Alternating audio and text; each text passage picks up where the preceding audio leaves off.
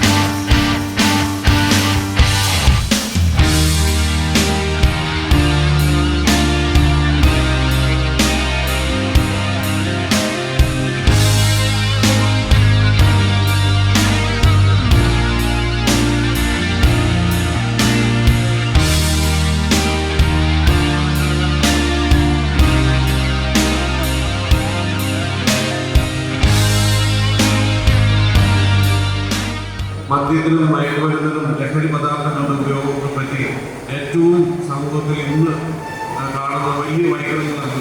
ആ വൈകൃതങ്ങളെ തുടച്ചു മാറ്റേണ്ട ഉത്തരവാദിത്വം നമ്മുടെ പൊതുസമൂഹത്തിനുണ്ട്. പ്രത്യേകിച്ച് മൈത്രി പോലുള്ള സംഘടനകളുണ്ട്. അത് തിരിച്ചറിഞ്ഞുകൊണ്ട് അവരിവിടെ ക്ലാസ് സംഘടിപ്പിച്ചിട്ടുണ്ട്. അതിന് ബഹുമാനപ്പെട്ട ക്ലാസ് ഡിപ്ലോമ നടത്തിയിട്ടുള്ള അവർക്കൊക്കെ സമയം കൊടുക്കണം. ദീർഘമായി ഒന്നും സംസാരിച്ചിട്ടുണ്ടില്ല. ഏറ്റവും പൊതുവായ ഇപ്പം നമുക്ക് നമ്മുടെ പത്രമാധ്യമങ്ങളിലൊക്കെ കണ്ടുവരുന്നത് അമ്മമാർക്ക് പോലും സ്വന്തം മക്കളെടുത്ത് ജീവിക്കാൻ പറ്റാത്ത ഒരു സന്ദർഭത്തിലേക്കാണ് നമ്മുടെ കേരളം പോകുന്നത്. അതിനൊക്കെ ഒരു മാറ്റം വരണം. തീർച്ചയായും നമ്മുടെ സമൂഹത്തിലെ വൈകൃതങ്ങളെ തുടച്ചു മാറ്റുവാൻ നമുക്ക് ഒന്നിച്ച് പ്രവർത്തിക്കാം എന്ന് മാത്രം പറഞ്ഞുകൊണ്ട് ഈ യോഗാ ദിനത്തിൽ ഇവിടെ മൈത്രി എന്ന സംഘടന സംഘടിപ്പിച്ചിട്ടുള്ള ഈ പരിപാടിക്ക് എല്ലാവിധ ആശംസകളും നേരുന്നു. നിങ്ങളുടെ എല്ലാവരുടെയും അനുവാദത്തോടുകൂടി ഇത് ഉദ്ഘാടനം ചെയ്തതായി പ്രഖ്യാപിക്കുന്നു. നന്ദി, നമസ്കാരം.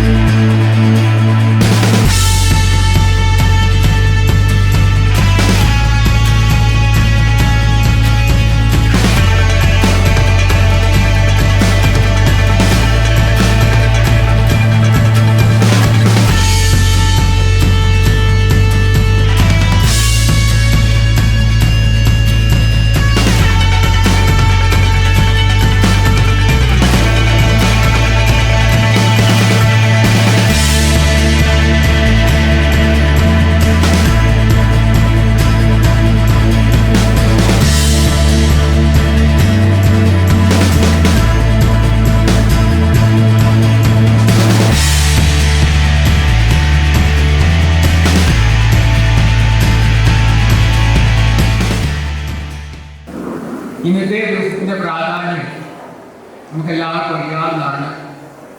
International yoga day June 21. എന്താണ് യോഗ? നമ്മൾ യോഗാദിനം ആചരിക്കുന്നു, യോഗാദിനം കുറേ വ്യായാമം കേൾക്കുന്നു. അതല്ല, യോഗ എന്ന് പറഞ്ഞാൽ വാക്കിൻ്റെ അർത്ഥം യുജ് എന്ന് പറയുന്ന സംസ്കൃത ധാതുവിൽ നിന്നാണ് ഈ വാക്കുണ്ടായിരുന്നത്. അതിൻ്റെ അർത്ഥം ഐക്യം, യൂണിയൻ. ഞാൻ എന്നോട് തന്നെ ഐക്യത്തിലാവുക. എൻ്റെ ശരീരം, മനസ്സ്, ബുദ്ധി, ജീവൻ, ആത്മാവ്, ഹൃദയ, വികാരം ഇവയുമായിട്ട് ഞാൻ ഐക്യത്തിലാവുക. അതൊന്നാമത്തെ ഘടം.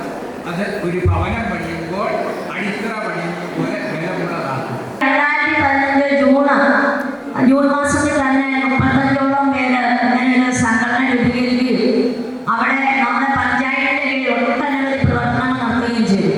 നമുക്കറിയാം, പാവപ്പെട്ട ആൾക്കാർക്ക് അവരെ ഒത്തിരി സഹായങ്ങൾ ചെയ്തു. അതുപോലെ തന്നെ വയനാട് ദുരന്തമുണ്ടായപ്പോൾ അവിടെ ഒരു പൈസ സംഭാവന നൽകിയെന്നൊക്കെയാണ് ഞാൻ ഇപ്പോഴാണ് അറിയുന്നത്. കാര്യം നമ്മൾ പഞ്ചായത്തിന്റെ കീഴിൽ ഇവർക്ക് നല്ലൊരു അനുമോദനം എല്ലാം കൊടുക്കുകയുണ്ടായി. അപ്പോൾ ഇത്രയും കാര്യമായ ഒരു പ്രവർത്തനങ്ങൾ ഇത് നടത്തുന്നുണ്ടെന്ന് എനിക്ക് ഇപ്പോഴാണ്. നമ്മുടെ പഞ്ചായത്തിന്റെ എല്ലാ സപ്പോർട്ടും ഇവരോടൊപ്പം മൈത്രിയോടൊപ്പം ഉണ്ട്. അപ്പൊ അങ്ങനെ നമുക്കറിയാം, സാധാരണ ഹാള് ഞങ്ങൾ ആർക്കും കൊടുക്കാറില്ല ഫ്രീ ആയിട്ട്. അപ്പൊ നിങ്ങളോടുള്ള ഒരു സ്നേഹവും നിങ്ങളുടെ പ്രവർത്തനവും കണ്ടു മാത്രമാണ് ഈ ഹാളിൽ ഫ്രീ ആയിട്ട്. അപ്പോൾ ഞാൻ പറഞ്ഞല്ലോ, 10,000 രൂപയൊക്കെ കിട്ടും, നമ്മൾ ഒരിക്കലും കൊടുക്കാറില്ല. അപ്പൊ നമ്മുടെ GK സാർ പറഞ്ഞു, അത് എങ്ങനെയാണ് പ്രസിഡന്റ് ചോദിച്ചു. അപ്പൊ ഞാൻ പറഞ്ഞു, നമ്മൾ ഇത്രയും നല്ലൊരു പരിപാടി നമ്മുടെ നാടിന് വേണ്ടി ചെയ്യുന്ന ഇത്രയും നമുക്കറിയാം. നമ്മൾ 2 പ്രാവശ്യം ബ്ലോക്കിൽ നിന്ന് സമ്മാനം കിട്ടിയല്ല, അതുപോലെ തന്നെ പഞ്ചായത്ത് കൊടുത്തു. അപ്പൊ അങ്ങനെയുള്ള ഒരു അവസരത്തിൽ നമ്മളെ കൂടെ നിന്നില്ലെങ്കിൽ എന്തായാലും അതുകൊണ്ട് തന്നെയാണ് നമ്മള് നിങ്ങളുടെ ഒപ്പമുണ്ട്. ഒത്തിരി സംസാരിക്കുന്ന ആശംസ പറയാൻ ഞാൻ പല സ്ഥലത്തും ചെല്ലുമ്പോൾ ഈ ആശംസ ഉണ്ട്. അന്നേരം ഈ കുട്ടികൾ പറയും, എൻ്റെ പൊന്നു മെമ്പറെ ഈ മൈക്ക് കൈ കിട്ടിയ ഈ മൈക്ക് കിട്ടിയല്ല ചില ആൾക്കാർ. അതുകൊണ്ട് ദൈവത്തെ ഓർത്ത് അധികം പറഞ്ഞ് മുഷിപ്പിക്കരുത്. പല സ്ഥലത്തും ചെല്ലുമ്പോൾ കുട്ടികൾ പറയും. അപ്പോൾ അധികമൊന്നും ഞാൻ ദീർഘിപ്പിക്കുന്നില്ല. ഇവരുടെ പ്രവർത്തനങ്ങളെല്ലാം മുന്നോട്ട് വീണ്ടും പോട്ടെ എന്ന് മാത്രം പറഞ്ഞുകൊണ്ട് എല്ലാ സംഭവവും ഞങ്ങളുടെ പഞ്ചായത്ത് കമ്മിറ്റി, പഞ്ചായത്ത് ഭരണസമിതി എല്ലാവരും ഈ മൈത്രിയോടൊപ്പം ഉണ്ടായിരിക്കും. നിങ്ങളുടെ പ്രവർത്തനങ്ങളെല്ലാം ഒന്നിനൊന്ന്